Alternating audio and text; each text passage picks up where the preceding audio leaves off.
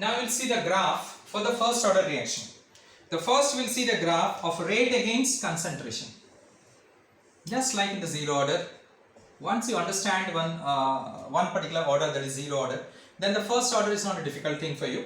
So rate against concentration. Okay, so what sort of graph you'll get it? Now what is the formula we got it? Rate against concentration, R is equal to K into concentration of A. That means R is directly proportional to A, isn't it? R is directly proportional to concentration. We know that because concentration increases, rate increases. So hence what sort of graph you'll be getting it? This sort of. Very simple. Because it's directly proportional. Fine. Now next is we will see the graph.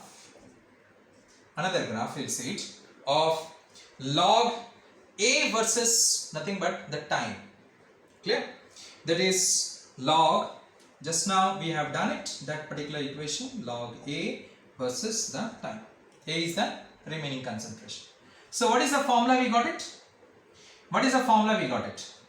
That is nothing but log, let me write it down, then you will understand it.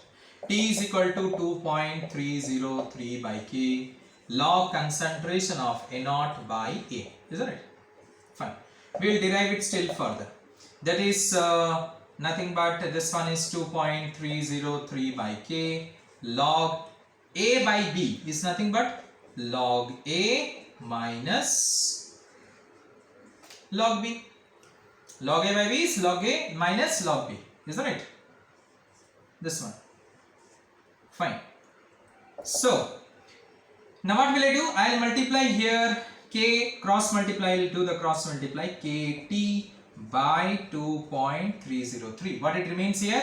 Log concentration of A naught minus log concentration of A. We can say that. Now A you bring this side because log A is in the y-axis. So A you bring this side. If you bring this side, you see I am writing it here. See here. Log A is equal to, see, log A. I will bring it this one here. So this will go this side. It is nothing but minus KT by 2.303 plus log A naught. See, very simple it is. This comes this side. Log A is equal to, this goes this side, minus KT by 2.303 plus log A naught. That means here also the slope is negative. In the zero order you have seen the slope was negative. Here also the slope is negative. So this is your slope. Now how do you come to know the slope? See, this is your y. You put it here, the value. This is your y. And this is what? Minus, here t is your x. See, t is here in the x axis. So this is your mx plus c. This is c. Y-intercept. Now what is the m? M is minus k by 2.303. So what do we got it? Slope as minus k by 2.303. That's it. In this way you will be getting different sort of graph. For the first order reaction you will be getting it. Alright, what I said? We started from here, don't get confused. We started from here, then I went here, then this particular one I have written it here. This is for this graph, this particular one. Don't get confused, this is for this graph it was there. Clear? So in this way we came to know about the graph. Fine. Now next, another formula we need to do. All these formulas which you are seeing it, we will be using in the numericals. We'll be using in the numericals. Lot of numericals is there to be done. We will be using in the numericals. Now, suppose if it is asked, what is the amount of reactant left after n half-life? What I said? Amount of reactant left after n half-life. Alright, after n half-life. Now we are knowing that is first half-life, second half-life, third half-life. We will calculate in this way. Amount of reactant left after n half-life. Okay. Now we have already what you can say seen the formula for the first order reaction, for the zero order reaction, the half-life formula we have seen it. So in that case what you have seen?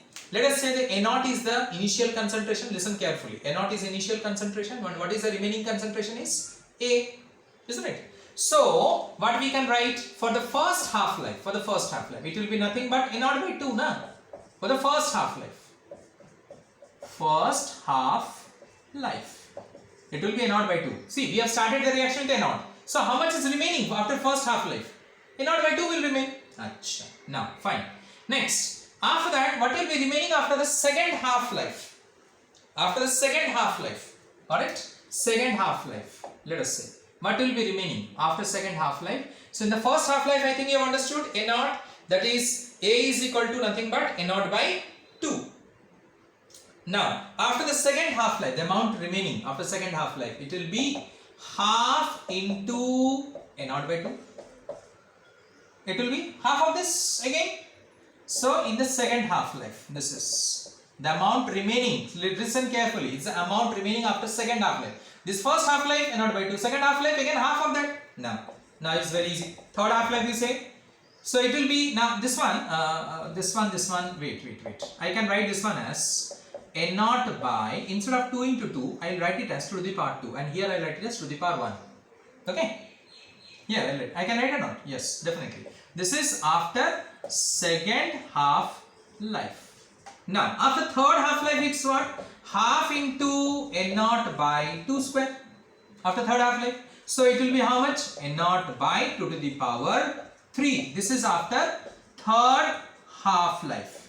Now, next, after n half-lives. After n half-lives. After first half-life, A naught by 2. After second half-life, A naught by 2 to the power 2.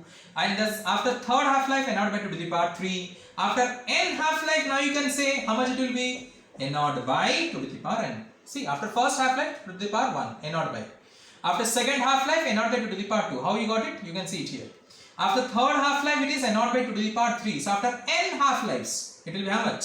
What is the remaining after third half-life? A is equal to A naught by 2, because A is always the remaining after n half-lives. So A by A naught is equal to the power n. This is after how many half-lives? N half-lives. After n half-life, it is A naught by 2 to the power n. Now you might be wondering, from where will you be using this formula?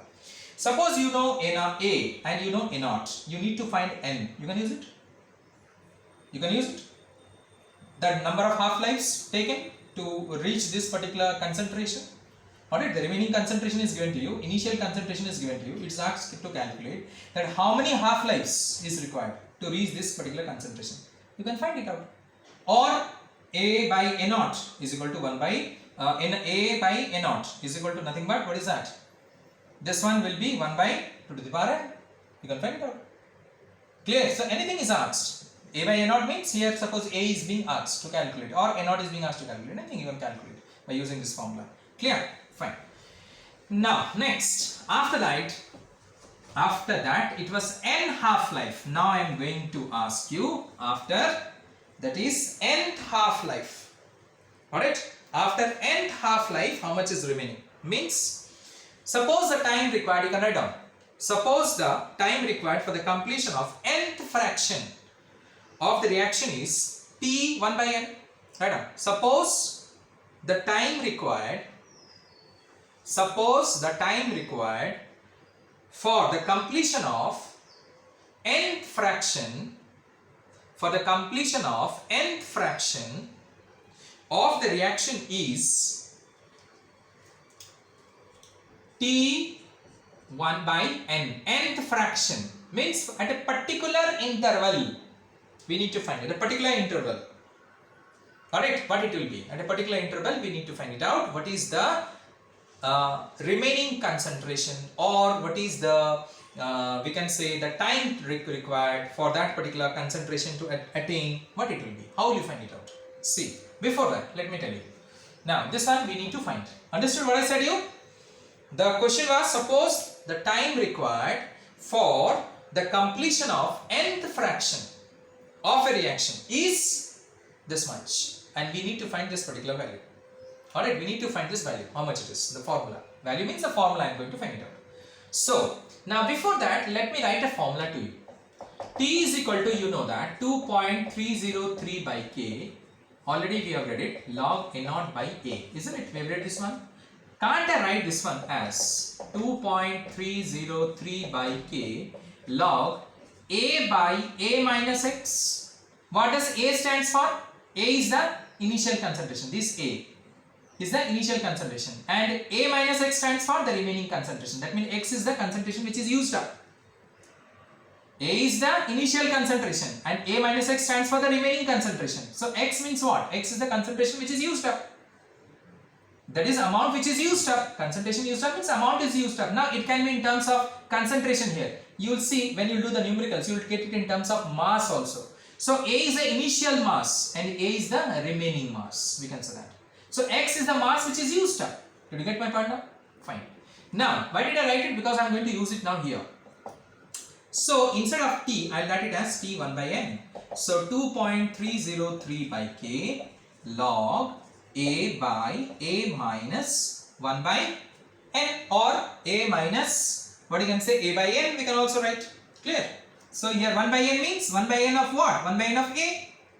Isn't it? So 1 by N of A, that means instead of that what I can write? A by N. Clear?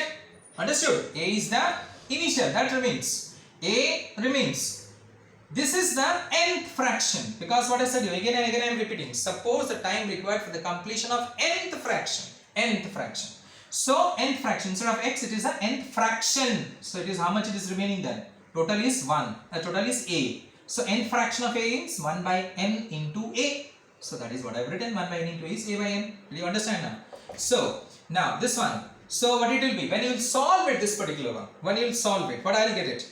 2.303 by K log N by N minus 1, because this one is Na minus A. Solve it, cancel it, and you will simplify it and you will be getting it. Log N by N minus, that is 1. You can do it and see. So this is the time required for nth fraction of a reaction. Nth fraction, this is a formula. We will be using it. Suppose the question will be in the 5th second of the reaction, or in the 10th second of the reaction.